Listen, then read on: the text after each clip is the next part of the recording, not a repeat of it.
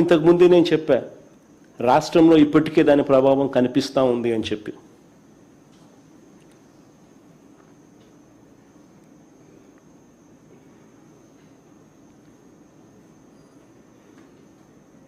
నేను చంద్రబాబు నాయుడు గారికి చెప్తా ఉన్నా, సరే మేము ప్రాక్టికల్గా చేసిన ఆలోచన మీకు నచ్చలా,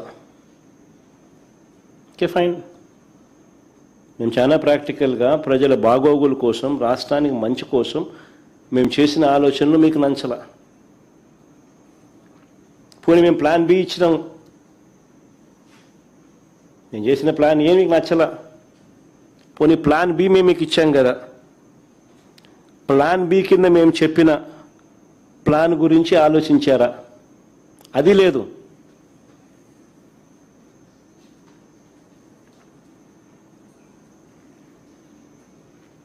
కొద్ది నెలల కిందట నేను చెప్పిన, మచిలీపట్నం టు విజయవాడ 70 కిలోమీటర్లు, విజయవాడ టు గుంటూరు మరో 40 కిలోమీటర్లు. మచిలీపట్నంలో మేము కడతా ఉన్న పోర్టు, మా హయాంలో పోర్టుకు శ్రీకారం చుట్టాం, పనులు మొదలుపెట్టాం, పర్మిషన్ తెచ్చాం, ల్యాండ్ ఇచ్చాం, ల్యాండ్ కొనుగోలు చేసినాం, ఇచ్చినాం, ఫైనాన్షియల్ క్లోజర్ కంప్లీట్ చేసినాం. ఎవరితో ప్రమేయం లేకుండా దానికి డబ్బులు వచ్చేట్టుగా ఏర్పాట్లు చేశాం.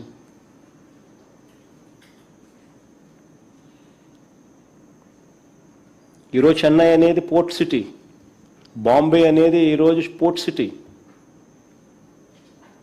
ప్లాన్ బి కింద మేము చెప్పినాం, మచిలీపట్నం టు విజయవాడ 70 కిలోమీటర్లు, విజయవాడ టు గుంటూరు మరో 40 కిలోమీటర్లు, మొత్తం ఈ 110 కిలోమీటర్లు నేషనల్ హైవే రోడ్డు ఉంది. ఈ నేషనల్ హైవేకు కాస్త అటు ఇటుగా ఈ మొత్తం క్యాపిటల్ ఏరియా కింద డిక్లేర్ చేయండి. మచిలీపట్నం నుంచి ఎంఏ తీసుకోండి, విజయవాడ నుంచి విఐ తీసుకోండి, గుంటూరు నుంచి జియుఎన్ తీసుకోండి, మావి గన్ అని పేరు పెట్టండి. మచిలీపట్నం, విజయవాడ, గుంటూరు, మా వి గన్. సరే గన్ అంటే బాగుండదు నీకు, అది జగన్ అనేది గుర్తుకొస్తుంది లేననుకుంటే సరే వేరే పేరు పెట్టండి.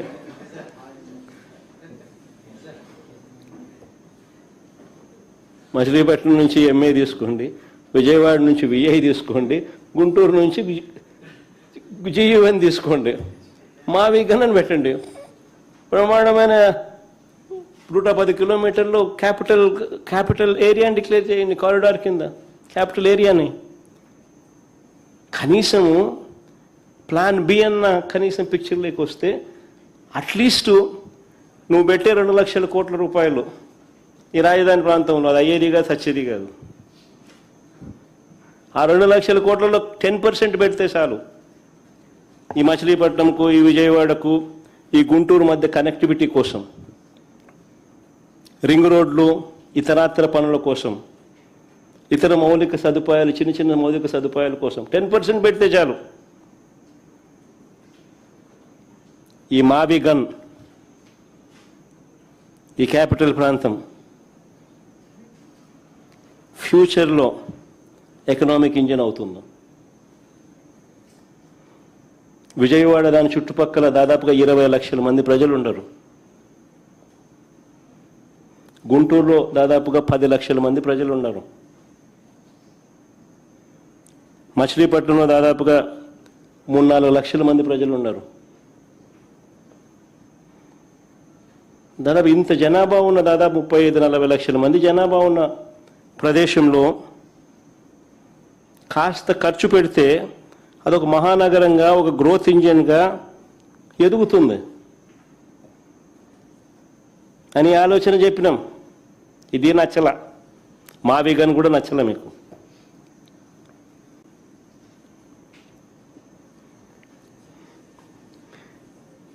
లేదు దీంట్లో స్కాములు చేయలేము, ఆల్రెడీ రోడ్లు ఉన్నాయి, ఆల్రెడీ ఇన్ఫ్రాస్ట్రక్చర్, ఇంకా స్కాములు చేసేదానికి అవకాశమే లేదు, మేము ఆ 2 లక్షల కోట్ల స్కామ్ ఏమి కనపడుతుంది, మాకు 2 లక్షల కోట్లే పెట్టాలా, ఆన్నే స్కాములు చేయొచ్చు మేము.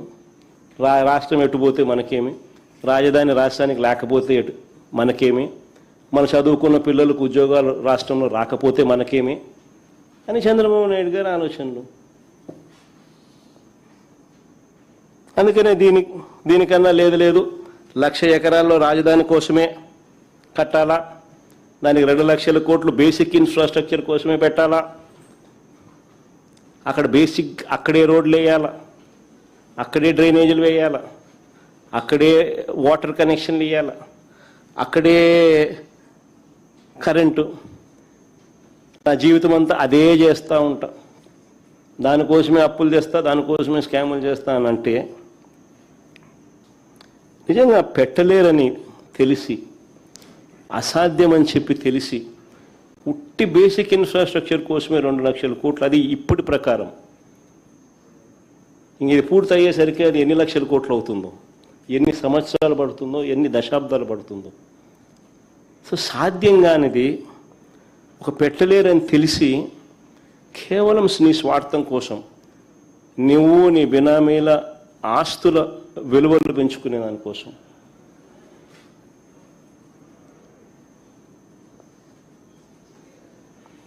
రాష్ట్రం మీద భారం మోపుతూ అప్పులు తీసుకొస్తూ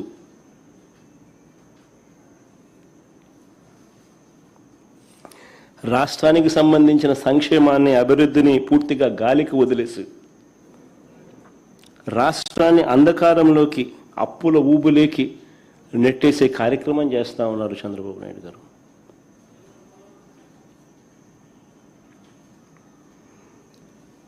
ఆశ్చర్యం ఏమిటో తెలుసా, మొన్న అసెంబ్లీ సమావేశాల్లో చంద్రబాబు నాయుడు గారు మాట్లాడింది చూస్తే ఇంకా ఆశ్చర్యం కలిగించే విషయాలు కొన్ని ఉన్నాయి. మొన్న అసెంబ్లీలో చంద్రబాబు నాయుడు గారు మాట్లాడింది చూస్తే ప్రజలకు పూర్తిగా ఒక విషయం అర్థమైపోయింది. లక్షల ఎకరాల అమరావతి లేదని, నవనగరాలు లేవని, ఎయిర్పోర్ట్ లేదని, రైల్వే స్టేషన్ లేదని, ఇంటర్నేషనల్ స్టేడియం లేదని చంద్రబాబు మాటల్లోనే స్పష్టంగా చెప్పాడు. ఏమని చెప్పినాడు? నారాయణను అడిగినాడంట ఈయన. నారాయణ ఈయనకు చెప్పినాడంట. ఏమని? ట్రంక్ ఇన్ఫ్రా 2022 మే 27కి అయిపోతుందంట. లేఅవుట్లన్నీ 2028 మే 27కి అయిపోతుందంట. 5 టవర్లు అసెంబ్లీ, హైకోర్టు 2028 ఆగస్టు నాటికి పూర్తవుతాయట. ఈ మాటలన్నీ ఎవరు చెప్పినారు? నారాయణ అడిగితే నారాయణ చంద్రబాబు నాయుడు చెప్పినాడంట. సో చివరికి 1,00,000 ఎకరాల రాజధాని కాస్త 200 ఎకరాలకు వచ్చింది. సో ఇక నువ్వు 200 ఎకరాల్లోనే నువ్వు రాజధాని నిర్మించేట్టుగా అయితే ఇంకా మారుమూల ప్రాంతానికి ఎందుకు పోయినావు స్వామి? జనసంచారం లేని ఆ ప్రాంతానికి ఎందుకు పోయినావు స్వామి? హైవే పక్కన ఈడ కట్టిండొచ్చు కదా, విజయవాడ, గుంటూరు, మచిలీపట్నం మధ్యలో ఏడగట్టినా కానీ నీకు బ్రహ్మాండంగా డెవలప్ అయి ఉండేది కదా.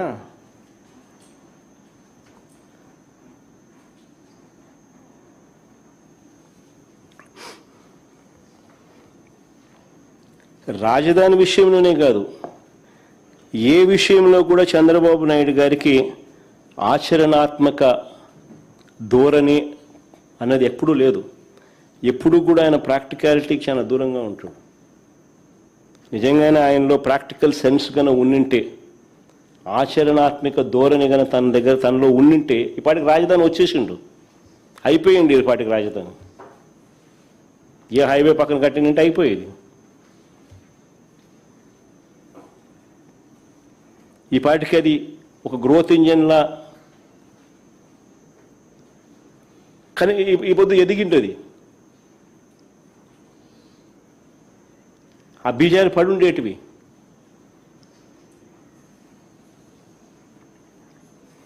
నేను ఇదివరకే చెప్పాను, మాకు ఏ ప్రాంతం అన్నా కూడా వ్యతిరేకత లేదని. మరొకసారి మళ్ళీ చెప్తా ఉన్నా నేను.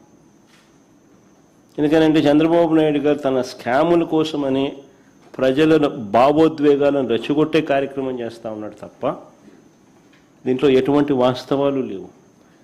నేను చెప్పిన ప్రతి మాట కూడా ప్రాక్టికల్గా ఆలోచన చేస్తే ఎవరికైనా కూడా జగన్ చెప్పేది నిజమే కదా అని చెప్పి అనిపించే మాటలే.